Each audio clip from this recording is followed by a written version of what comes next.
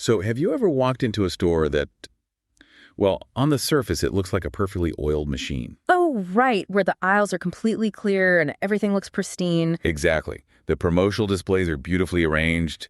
The shelves look, relatively stocked.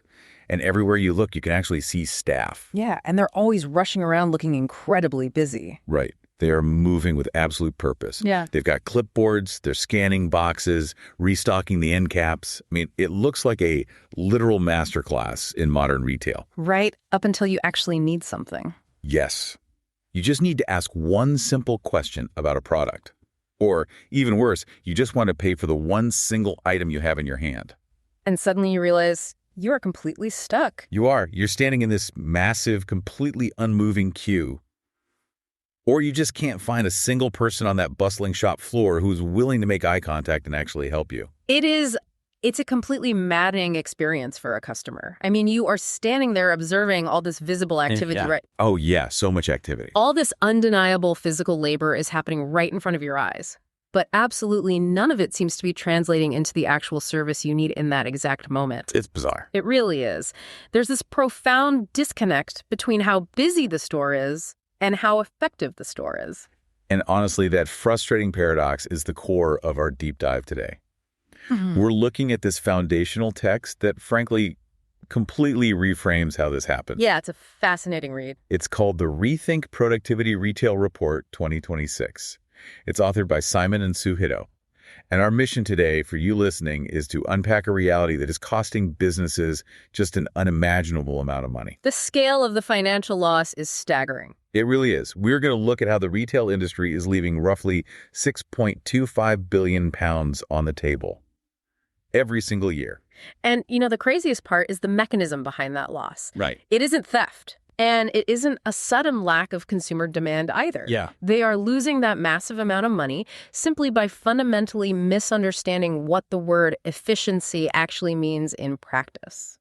So to really grasp the scale of that 6.25 billion figure, we have to look at the math the report lays out right at the very beginning. Yeah, let's break that down because it's a startling calculation. Please do. So if we look at the UK market specifically, the retail workforce is estimated, and this is by government studies, and the Office for National Statistics to be around 2.6 million people.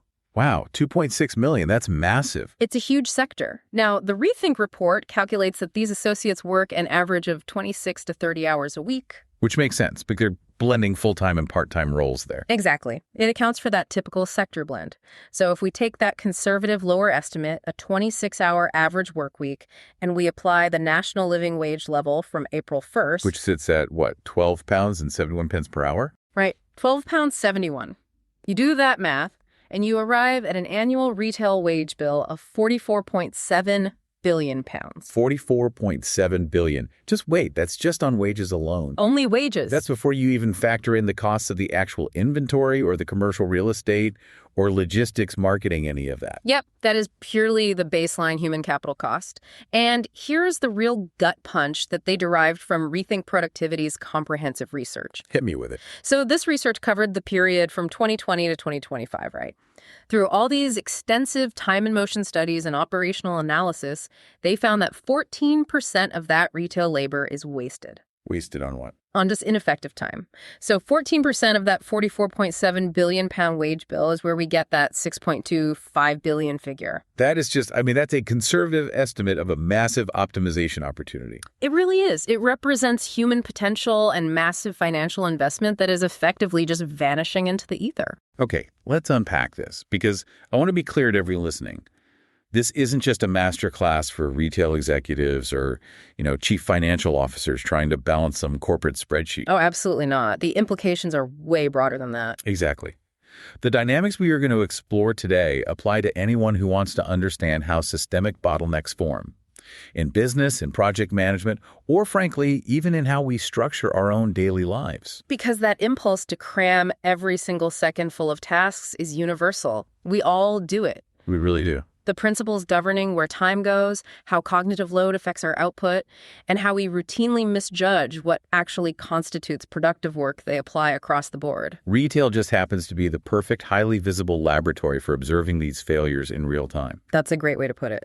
So we know there's this $6.25 billion in wasted potential floating out there. But before we can explore how businesses can actually reclaim that lost value, we first have to understand the yardstick they are currently using to measure their operations. Right. We need to look at how retailers define success on the shop floor. And why their absolute favorite metric for measuring that success might be the very thing destroying the customer experience. And that brings us to a really core concept from the report. ReThink Productivity calls it the efficiency index, or the EI. Okay, the efficiency index, how does that work? The efficiency index is basically the core metric used to calculate exactly how busy a team in a store actually is. But it's not just a flat measure of time on the clock, right? Like, you don't just calculate how many hours someone was inside the building. No, not at all. Because just being in the building obviously doesn't mean you're doing anything useful. Sure. So the formula has to be a lot more nuanced than that. It's highly specific. The efficiency index calculates the time a team spends on value-adding and essential tasks, and then it multiplies that time by the pace at which the team completes the work. Wait, pace? But pace feels incredibly subjective. I mean, how does an analyst or a store manager standardize something as human and variable as pace? Well, the report defines pace based on a benchmark they call brisk and businesslike. Brisk and businesslike, okay. Yeah. So in their operational modeling, a score of 100 represents that ideal pace. That means a colleague is completing their assigned tasks effectively without any unnecessary dawdling at a steady rhythm. A rhythm they can realistically sustain for an entire shift, I assume. Exactly, assuming they are provided with appropriate rest breaks and refreshment. It is essentially the Goldilocks zone of physical work. Okay, so what happens if the pace is lower than 100? If the observed pace is lower than 100, the report notes there is a productivity opportunity.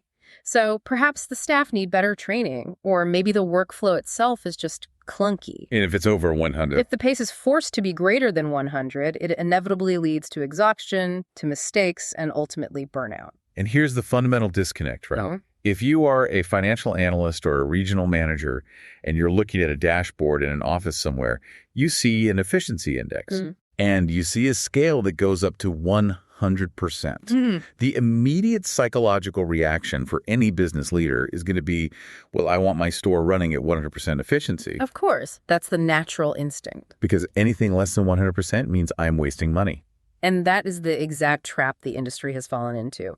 The report notes that efficiency levels across the retail sector have steadily increased year on year. Which isn't just happening in a vacuum. No, it's a direct response to intense scrutiny. You've got rising labor costs, inflationary pressure on commercial rents, surging energy costs, and just heightened customer expectations all around. So organizations have responded by tightening their labor models. Precisely.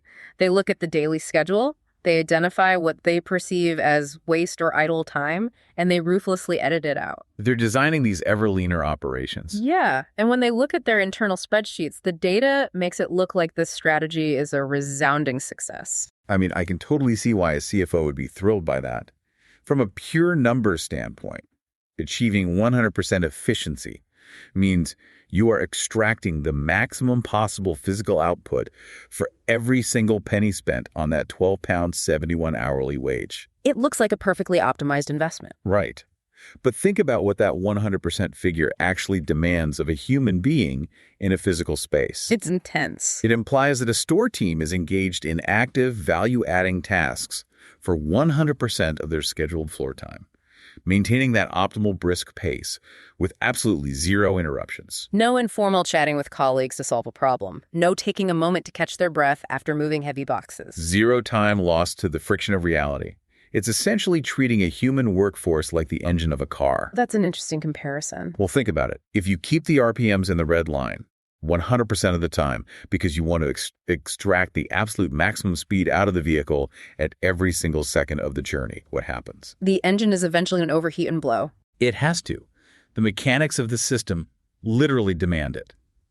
You have to leave room to shift gears, to coast, to decelerate when the road conditions change. You cannot redline a human being for an 8-hour shift and expect the system to hold. Exactly. That is a phenomenal way to conceptualize the problem. And the authors of the report, Simon and Sue Hiddo, explicitly state that an efficiency index of 100% is neither realistic nor optimal.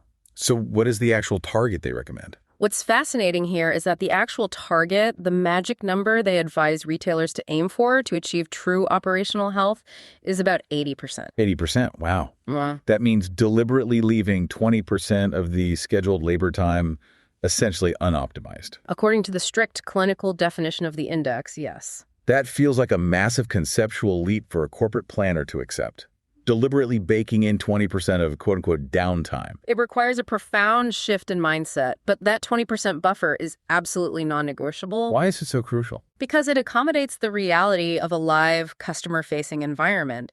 It absorbs the natural variation in how long tasks actually take in the real world. Right, because things go wrong. Exactly. It provides the necessary breathing room for authentic human interaction. And most importantly, it absorbs the sheer unpredictability of customer demand. Because customers don't just walk in on a perfectly timed schedule. Right. Customers do not arrive at evenly spaced intervals, and their individual needs do not conform to some standardized time and motion script. But, asking a retail executive to accept a deliberate 20% buffer takes a lot of nerve in the current economic climate. That's a tough sell. When you look at the pressures these decision makers are facing, that buffer looks like a luxury they just can't afford.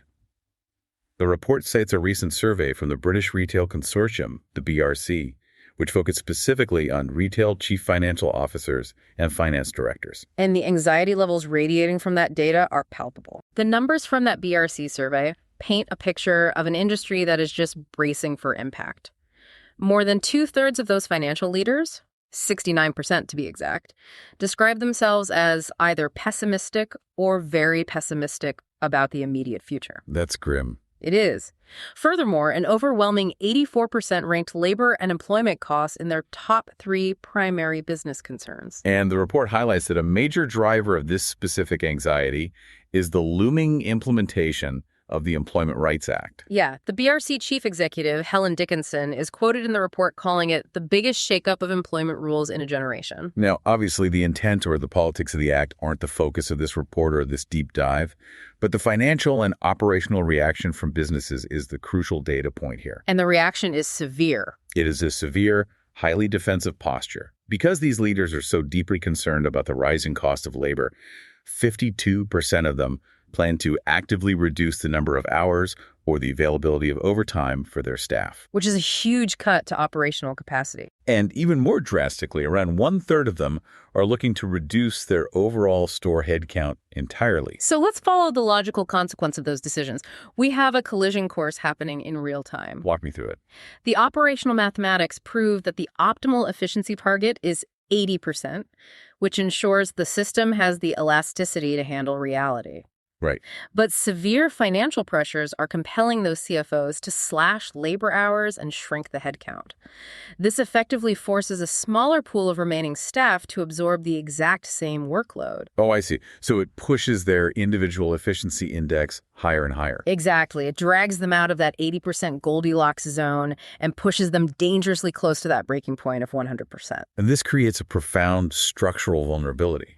When businesses squeeze their labor models so tightly that they eradicate all the perceived waste and downtime, they don't actually create a perfect machine. No, they create a highly destructive phenomenon that the report identifies as the capacity cap. A capacity cap. This perfectly explains that feeling we talked about at the start, walking into a store where everyone is moving super fast, but nothing is actually getting done for the customer. Let's explore how this hyper-efficiency actually obscures deep structural fragility. Okay. The report details that when a store is resourced with a razor-thin labor model, it might function reasonably well under what analysts call steady-state conditions. Steady state, meaning everything goes perfectly to plan. Right. If customer flow trickles in evenly, if every piece of technology works flawlessly, and if deliveries arrive exactly on time, the tight labor model holds together. The store looks efficient. But anyone who has ever worked in or even shopped in a retail environment knows that a steady state absolutely does not exist. Never. Retail is inherently chaotic. A Tuesday at 10 a.m. is entirely different from a Saturday at 2 p.m. Precisely. The system is chaotic by design, and that is the danger of hitting the capacity cap. Because management has engineered all the slack out of the system to save money, any slight deviation from the perfect plan pushes the entire operation into immediate overload. What kind of deviations we're talking about? The report lists scenarios that happen every single day. A delivery lorry arrives late at the loading bay, requiring immediate attention. A sudden, unpredicted surge of customers walks through the front door. A point-of-sale terminal crashes and needs a reboot. Just normal, everyday friction. Exactly. But when a store is operating at its absolute capacity cap, the staff have completely lost their ability to absorb and respond to these routine disruptions. The dominoes fall, and they simply cannot catch them. And customer footfall is the ultimate disruptor because it is rarely uniform. The ReThink report includes observational studies that highlight this dynamic beautifully. Yeah, the studies are very revealing. They analyzed sales-intensive retail environments, places where staff interaction is absolutely key to closing a sale, and they noted that customer volumes frequently spike way beyond the available colleague capacity. And the result is entirely predictable, but totally devastating to the bottom line. Right. Browse-only customers, people who are on the fence and just need a little encouragement or advice, they go completely unserved and eventually walk out. And long queues start forming at the checkouts, which creates massive friction at the very moment a customer is actively trying to hand over their money. It's crazy. Even in environments specifically designed around advice-led selling, customers are left wandering the aisles, waiting for help because the staffing levels are so rigidly inflexible. If we connect this to the bigger picture, this is where the fundamental definition of productivity in the corporate world needs to undergo a massive correction. How so? Sue Hiddo, the co-founder of ReThink Productivity, articulates this brilliantly. She points out that by focusing myopically on reducing costs, shaving off a few hours here, removing a shift there, businesses are completely blinding themselves to the unseen missed opportunities. They are missing the chance to actually increase sales. Exactly. True productivity is not synonymous with cost minimization. I would argue that cost minimization is often the direct enemy of productivity. True productivity is about converting labor hours into tangible value. Yes, absolutely. And in the retail sector, value isn't a quiet, empty store with low overhead. Value means closed sales, high-quality service, and strong customer satisfaction that drive loyalty. Which you can't get if your staff are drowning. Right. If a manager cuts a staff member's 4-hour shift to save 50 quid on the daily wage bill, but as a direct result, 5 customers abandon full baskets because the queue was too long or walk out because they couldn't find a shoe in their size, that store isn't productive. It is severely underperforming under the guise of being lean. Exactly. The entire point of operational efficiency is supposed to be freeing up human capacity so they can do more valuable things, not squeezing that capacity out of existence entirely.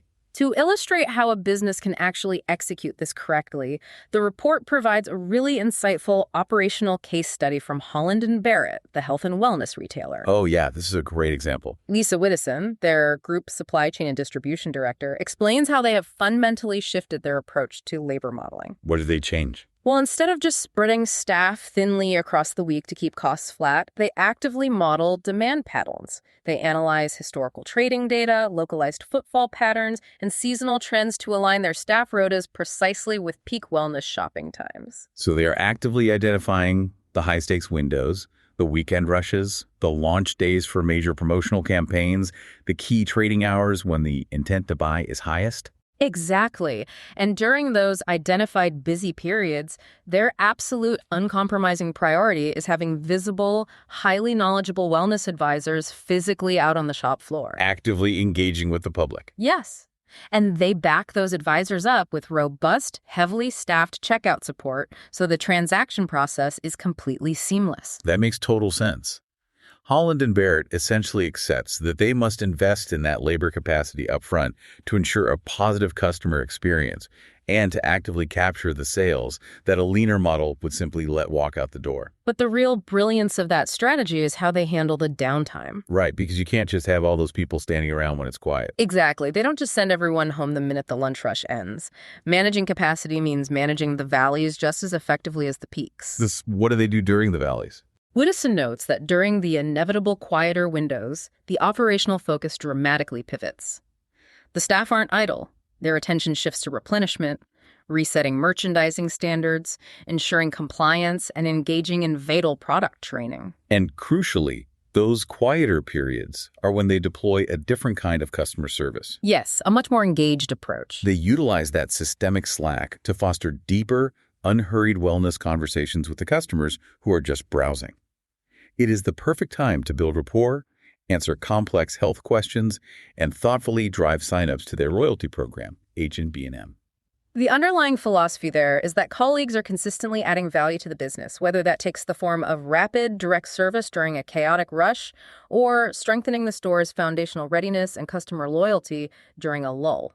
So we've firmly established that maxing out human capacity with a skeleton crew leaves a store brittle and completely unable to handle peak rushes. Yeah. But this brings us back to our opening image. The store where the staff look incredibly busy, rushing around the aisles, yet nothing seems to be functioning for the customer. The paradox of the busy but broken store. Right. If they aren't helping shoppers and they aren't ringing up sales, what exactly are these employees doing that eats up all their time and artificially pushes them to that capacity cap? The ReThink report identifies two major culprits. These are hidden drains that quietly, relentlessly siphon labor hours away from the shop floor and away from the customer. What's the first one? The first is the sheer physical burden of security protocols, and the second is the rising, often poorly managed complexity of omnichannel customer services. Let's dive into the first drain, the mechanics of security, because the math presented in this section of the report is absolutely wild, and it completely shifts how we need to think about retail theft. It really does. We universally think of shoplifting purely as a cost of goods sold, the financial loss of the physical item walking out the door. But the report argues that the prevention of that theft carries a massive, largely uncalculated labor cost that is bleeding stores dry. The researchers at ReThink conducted rigorous time and motion studies specifically designed to measure exactly how long these routine security interventions actually take. And what did they find? The data reveals that applying a security tag is far from a trivial momentary task. In an observation conducted within a major supermarket environment, Simon Hadot notes that it takes a colleague an average of 15.3 seconds per individual item just to correctly apply a standard soft security tag. 15.3 seconds. That feels like an eternity when you start to multiply it. It scales incredibly fast. And if the product requires a more robust physical deterrent, like a hard plastic bottle lock commonly used on spirits or cosmetics, the application time averages 11.8 seconds per item. Furthermore, that is only half the equation. You also have to factor in the corresponding time it takes the cashier to physically detach or deactivate those tags at the till during the checkout process, which radically slows down the transaction speed. Here's where it gets really interesting for you listening. Let's do the actual math on that physical labor, bringing it back to the wage figures the report gave us earlier. Let's run the numbers. If the national living wage is £12.71 an hour, the ReThink report calculates that the pure labor cost required just to physically tag a single product is over 8 pence. Over 8 pence per product. Yes. And as Hadot rightfully points out, an 8 pence expenditure might seem entirely trivial if you just look at it in isolation. Yeah. But consider the reality of retail logistics. Right. They aren't just tagging one item. Exactly. When a store receives a morning delivery containing hundreds or even thousands of units of stock, multiplying that 8 pence across the entire pallet reveals that those 15-second increments are translating into hours upon hours of dedicated colleague time. Time spent entirely in the back room peeling stickers rather than out on the floor actually selling. Yes. This calculation forces a really uncomfortable but necessary deduction. If it costs over 8 pence in pure unavoidable labor just to stick a security tag on an item, at what point does the math completely invert? That is the critical question. Take a high-volume, low-margin item, say a really cheap bottle of body spray or some low-cost cosmetic pencil. Okay. If a store receives a shipment of 300 of those cheap bottles and an employee spends hours tagging every single one, the labor cost applied to that batch might actually exceed the wholesale value of the 1 or 2 bottles that statistically might get stolen. It's absurd, but it's true. The store is literally spending more money paying an employee to protect the cheap item than the thief would cost them by simply stealing it. It is a profound paradox, and it is exactly the operational conclusion the report draws. In many instances across the retail sector, the hitting labor costs of blanket security tagging drastically exceeds the value of the stock it is ostensibly protecting. That's just wild. Furthermore, there is a secondary qualitative cost. Covering your merchandise in heavy plastic locks and aggressive security stickers creates a hostile, low-trust environment for your regular law-abiding customers. It makes the shopping experience feel punitive, like you're being watched. Exactly. The report stresses a vital principle here. Security measures should safeguard profitability, not quietly mechanically erode it. So, logically, how does a retailer navigate that? Yeah. Because they can't just unlock the doors and let people walk out with the inventory just because the labor math is bad. Obviously, they cannot abandon security. But future-ready retailers must transition away from reactive, blanket tagging policies where every single item gets a sticker simply because it arrived on the truck. They need to be smarter about it. They must adopt a more forensic, targeted approach. The report features insights from Mary Owen, the Central Operations Director for Boots. She details how their organization balances the imperative to deter criminal activity against the critical need to preserve a frictionless customer service experience. And how do you achieve that balance without forcing your shop floor staff to spend half their shift wrestling with plastic bottle locks in the stockroom? Boots achieves it through a highly thoughtful, layered mix of strategies. They do utilize some smart, selective product tagging for genuinely high-risk, high-value items. Sure, like expensive perfumes. Right. But they rely much more heavily on considered equipment placement and store design. They deliberately merchandise high-theft items in highly visible areas, naturally monitored by staff presence. Oh, that's a lot of sense. They establish clear, consistent operating routines that maintain a sense of order and awareness. And crucially, they leverage centralized technology. How does that work? Boots utilizes a state-of-the-art central CCTV monitoring center that actively supports the individual stores. This centralized overwatch helps maintain a safe, monitored environment, effectively deterring organized theft without burdening the local shop floor staff with the physical labor of tagging. It keeps the stock accessible, and crucially, it keeps the final transaction at the till quick and easy for the paying customer. Exactly. So the physical burden of security is one massive hidden drain on store capacity.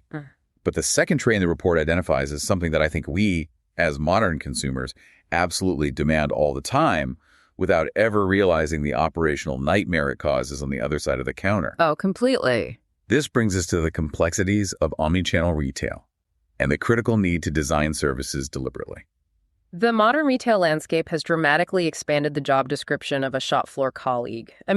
10 or 15 years ago, their role was primarily focused on traditional customer service, merchandising, and processing transactions. Pretty straightforward. Yeah. Today, they are expected to flawlessly execute a massive, complex portfolio of distinct tasks. What kind of tasks? They are managing the security touting we just discussed. They are actively supervising banks of self-checkout machines. They are fulfilling click-and-collect online orders, administering loyalty program enrollments, acting as personal shoppers for third-party delivery apps, and they are processing complex parcel handovers and returns. The report makes a very sharp observation here. Each of these new services adds incremental time, physical movement, and profound cognitive load to the employee's day. It's exhausting just listing them. Right. And the tragedy is that these services are frequently rolled out by corporate headquarters without being fully mapped, standardized, or having their true labor impact actually measured. They are just layered on top of the existing workload. Let's examine the statistics the report provides on how these minor seconds quietly compound into systemic gridlock. Take loyalty program administration, for example. Okay, we all love earning points. We do, but the report notes that processing a loyalty sign-up or managing an app issue can easily add nearly half a minute to a single till transaction. 30 seconds. Again, in isolation, 30 seconds sounds like absolutely nothing, but place that 30 seconds in the context of a capacity cap. It's a disaster. Imagine a queue of 10 people waiting to pay on a Saturday afternoon. That one loyalty interaction just added 5 minutes of pure stagnant waiting time to the back of the line. And as the ReThink report emphasizes, from the perspective of those 9 other customers in the queue, that 5 minutes is pure non-value-adding time. Because once a customer has made their selection and decided to buy, their only goal is to pay and exit the building. Exactly. Extending the transaction time at peak periods, even for something beneficial like a loyalty program, simply exacerbates queues, frustrates shoppers, and reduces the store's overall throughput and profitability. And the friction becomes significantly worse when you analyze parcel retrieval. The convenience of buying online and picking up in-store is universally popular, but the operational reality is really messy. It's hugely disruptive. The report notes that the time required for a colleague to locate a parcel in the back room, verify the customer's identity, and hand over the goods ranges from a best-in-class performance of just over 20 seconds. Which is fast. Very fast. But it frequently takes more than 3 full minutes per transaction. 3 minutes. The employee leaves the till, vanishes through the stockroom doors, and the queue behind them is left just staring at an empty register. That is the definition of a broken process. It entirely fractures the workflow, and the situation is further complicated by the rise of third-party delivery services. We have all seen the people pushing massive trolleys around supermarkets, shopping for grocery delivery apps. Oh yeah, constantly. While these services undeniably generate incremental top-line revenue for the retailer, the report warns that they quietly, aggressively erode profit margins through the immense in-store picking and packing labor required. How long does that actually take? The time and motion data reveals that picking and packing these complex multi-item orders can take several minutes per order. Furthermore, because these pickers are operating in the same aisles as regular shoppers, frequent interruptions and navigating crowded spaces degrade the picker's efficiency even further. It creates a compounding cycle of delay. So to understand how to actually manage this omnichannel chaos, we can return to the insights of Lisa Widdowson at Holland & Barrett. Yes, she has a very clear-eyed view of this. She acknowledges a harsh reality. These modern services, particularly Click and Collect and their H&B&M loyalty ecosystem, are absolutely vital for the company's growth. They are not optional. You cannot simply turn them off to save time. So how do they handle it? The operational balance comes from rigorous prioritization. Exactly. Widdowson outlines a strategy of temporal management.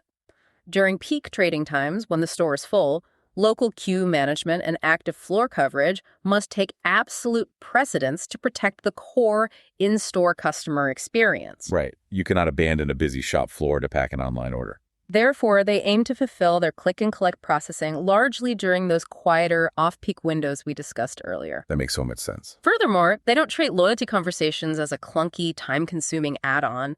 They train their teams to naturally embed those conversations into the flow of the checkout interaction, maximizing efficiency without sacrificing the engagement.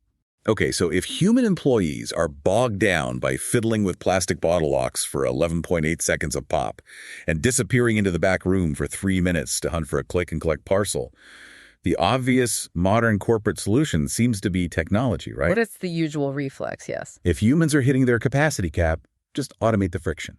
Install machines. Bring in the AI. That logic brings us to the final major theme of the report: the deep chasm between the technology trap and pragmatic deployment. And this section is perhaps where the report offers its most vital critique of modern retail strategy. Because technology, when viewed as a magic bullet, is often deployed incredibly poorly. It just creates new problems. Yes, it acts as a massive operational trap rather than a solution. This failure is most visibly demonstrated in the ongoing saga of self-checkout technology. Oh man, I think every single person listening has a deeply entrenched love-hate relationship with self-checkouts. We all do. When they work, they are brilliant. But when they don't, they are absolutely infuriating. And the ReThink report highlights a truly staggering statistical reality here. What is it? Despite the billions of pounds retailers have poured into self-checkout hardware over the last decade, the proportion of total store time spent managing the checkout area has remained stubbornly unchanged in many retailers. That's incredible. Why is that? Because a staggering 1 in 3 self-checkout transactions still requires direct staff intervention. 1 in 3. 33% of all transactions intended to be autonomous fail to be autonomous. Is crazy. Whether the machine halts for a legally mandated age check for alcohol or energy drinks, whether it locks up due to a customer misscanning an item, or whether it demands a security approval because the weight scale detected an anomaly, the human staff are constantly being summoned. The technology, meant to relieve labor pressure, actually consumes significant, highly stressful colleague time and completely shatters the operational workflow. It is essentially like offering you, the listener, a VIP fast lane on the highway to bypass traffic, but then installing a toll booth, a speed bump, and a document check every 10 feet along that fast lane. That's exactly what it feels like. You aren't actually speeding anything up, you are just shifting the nature of the workload. Instead of standing in one place ergonomically scanning items, the retail employee is now engaged in a frantic game of whack-a-mole, running back and forth, supervising a bank of glowing red lights, constantly swiping their override card. That is precisely the dynamic on the shop floor. But what is crucial for leaders to understand is the report's diagnostic conclusion here. These relentless interventions are frequently not the result of bad, incompetent, or malicious customer behavior. So it's not just people messing up. Not at all. The failure lies in how the technology itself has been configured and integrated into the physical space. So it is a fundamental design failure, not user error. In a vast number of cases, yes. The friction is engineered into the system. Consider the physical layout. A poorly designed self-checkout corral forces the supervising staff member to walk too far between machines, vastly increasing their physical fatigue and response time. Or the annoying bagging area issues. Yes. Consider the hardware configurations. Overly sensitive security scales in the bagging area trigger false errors every time a customer shifts their shopping bag, halting the transaction completely. That's so frustrating. And consider software limitations. Many systems lack robust remote intervention capabilities, forcing the colleague to physically walk over to the screen to clear a basic error. All of these nuanced design flaws dramatically increase the labor demand placed on the exact staff member the machine was purchased to free up. So if you are a retail operator trapped in this cycle, how do you fix the friction? How do you actually unlock the theoretical potential of autonomous checkouts? Retailers who actually succeed in this space share a common philosophy. They view the self-checkout as a holistic operational ecosystem, not just a piece of hardware you unbox and bolt to the floor. They design the whole experience. Exactly. They meticulously optimize the physical layout to minimize staff movement. They fine-tune the calibration of the weight systems to drastically reduce false interventions. They map the entire transaction journey. And mapping that transaction flow is where the real nuance lies. Mary Owen from Boots offered a brilliant insight regarding how they manage the friction of their Advantage Card loyalty program. Oh, this is a very clever fix. Instead of having the self-checkout machine loudly prompt the customer at the very end of the transaction to scan their card, which inevitably causes confusion as the customer digs through their wallet while the queue waits, Boots has re-engineered the flow. What do they do differently? For staff tills, colleagues are trained to ask for the Advantage Card right at the start of the interaction. And for the self-checkout environment, Boots is aggressively pushing the adoption of digital cards housed within the Boots app. Oh, so the customer is ready beforehand. Exactly. This allows customers to prepare their barcode on their phone while waiting in line, or to sign up on their own time at home, effectively removing that entire clunky administrative step from the physical till interface, delivering a much faster checkout. We also see a glimpse into the future of fixing this friction from Morrisons. Gordon McPherson, the Group Productivity Director at Morrisons, details their strategic investment in advanced product recognition and AI-driven camera systems at the checkout. Okay, AI at the checkout. How does that help? Their explicit goal is not just to catch theft, but to actively reduce the need for a human colleague to intervene in routine, mundane tasks. This sounds like the solution to the classic bakery problem. The AI camera physically recognizes that you placed a loose Granny Smith apple on the scale. Yes, exactly. So the customer doesn't have to navigate through 3 layers of confusing touchscreen menus to find the correct produce code. And the machine doesn't freeze and flash a red light calling an attendant because the weight profile was slightly unexpected. The system just knows what the item is and proceeds. That's brilliant. It really is. The intelligence of the system absorbs the complexity. McPherson notes that this level of technological sophistication allows their frontline teams to transition away from a posture of reactive intervention, sprinting over to punch in a 4-digit code, and towards a posture of proactive customer engagement. The technology protects the margin against loss, while simultaneously and significantly improving the efficiency of the front end. Precisely. This beautifully transitions us to the overarching philosophy that governs all of these tech decisions: pragmatism. Deploying technology pragmatically means understanding the massive difference between implementing a useful tool that solves a real human problem versus investing in shiny data for data's sake. The report provides a brilliant, clarifying contrast to illustrate this point. Let's examine the current hype surrounding AI-driven weather prediction software. Right. Everyone is talking about AI forecasting right now. Because sophisticated AI can now ingest massive data sets to create incredibly granular, highly accurate, localized forecasts. It can theoretically tell a regional manager exactly when a sudden heat wave or an unseasonal snowstorm is going to hit a specific postcode. Which on the surface sounds like an incredibly powerful operational tool.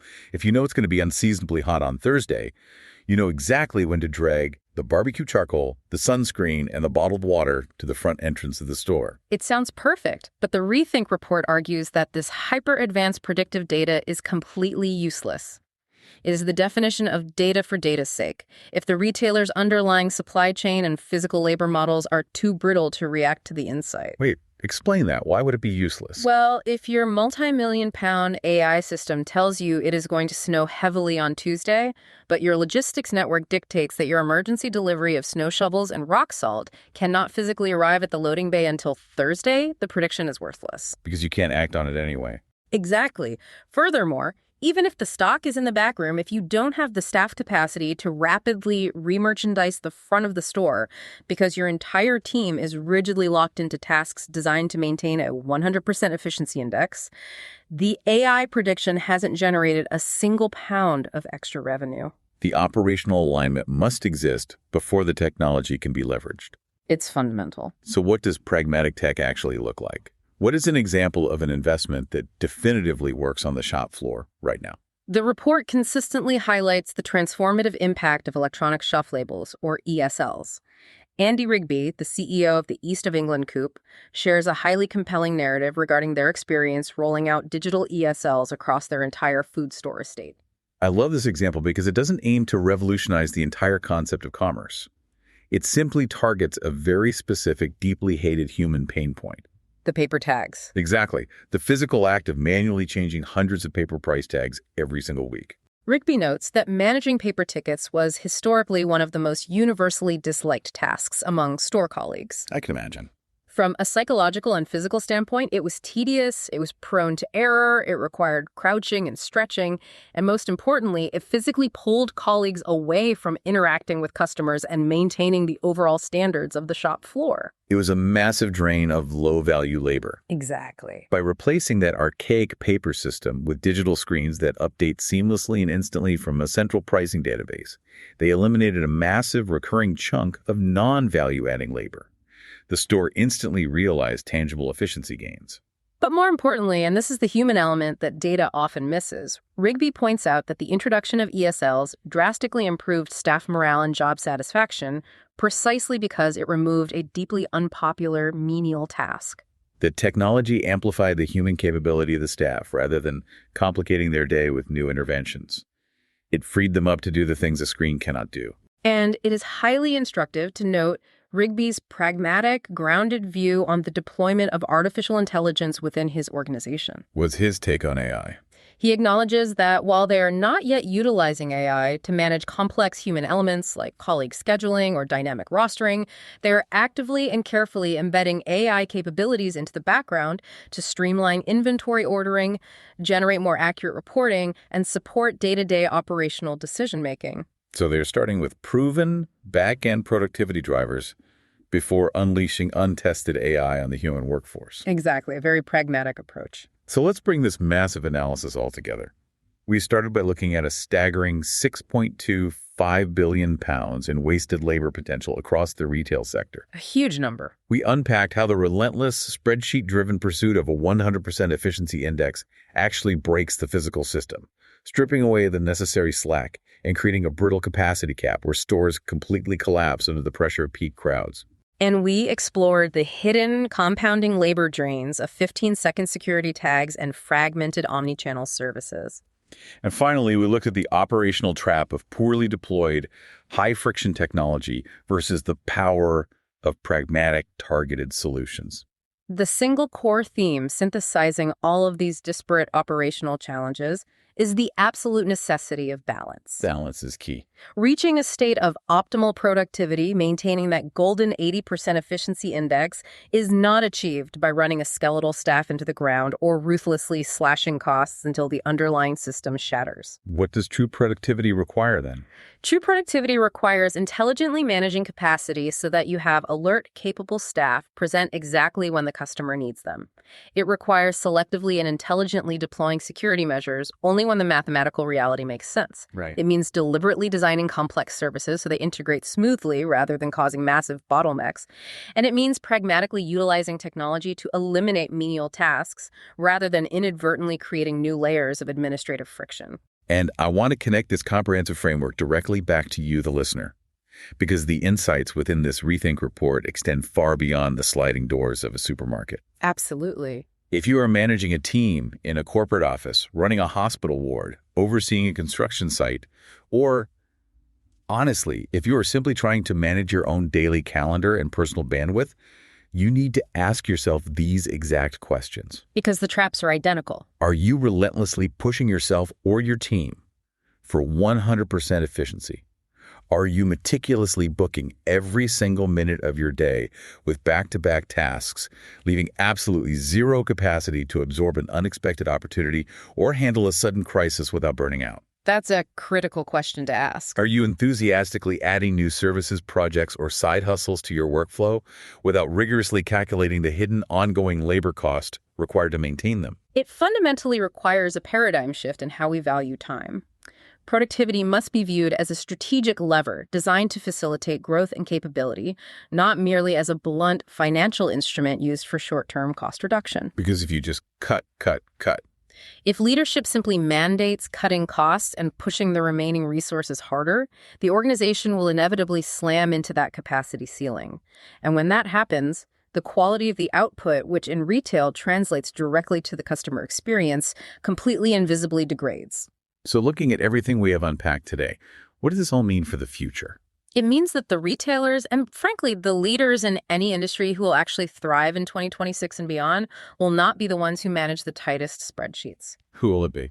The winners will be the organizations that profoundly understand that the true purpose of efficiency is to free up human capacity to deliver better, more engaged service, not to squeeze that human capacity out of the business entirely. And that leads to one final, slightly provocative thought to leave you with today. We have spent this deep dive exploring the report's conclusion that correctly automating mundane tasks, like replacing paper price tags or streamlining routine till scanning, is brilliant because it frees up the staff to deliver real human value and high-quality customer service. Yes. But let's extrapolate this trend and look further down the road. As technology continues its exponential curve, as Morrison's AI product recognition becomes flawless, and as central CCTV systems become fully autonomous, well, eventually, the industry could theoretically strip away all transactional friction. The ultimate endgame for many tech developers is the completely frictionless ambient store. You walk in, take what you want, and walk out. Sounds convenient. But this raises a profound sociological question. If a physical store becomes perfectly mathematically frictionless, if there are no tills, no queues, no physical need to ever ask a human being where a product is located, because an augmented reality app guides you perfectly to the shelf, what happens to the human element of commerce? That's a really good point. Does the physical retail environment eventually lose the very human connection, the serendipity, and the community aspect that separates it from simply sitting alone on your couch and tapping a button to buy something online? If the only goal is efficiency, we might engineer the soul right out of the experience. It is something to deeply ponder. The next time you walk into a brightly lit store and you see the staff rushing around and you finally manage to breeze through that self-checkout machine without a single flashing red light or error code, take a moment to ask yourself what efficiency was gained in that transaction and what human connection might eventually be lost.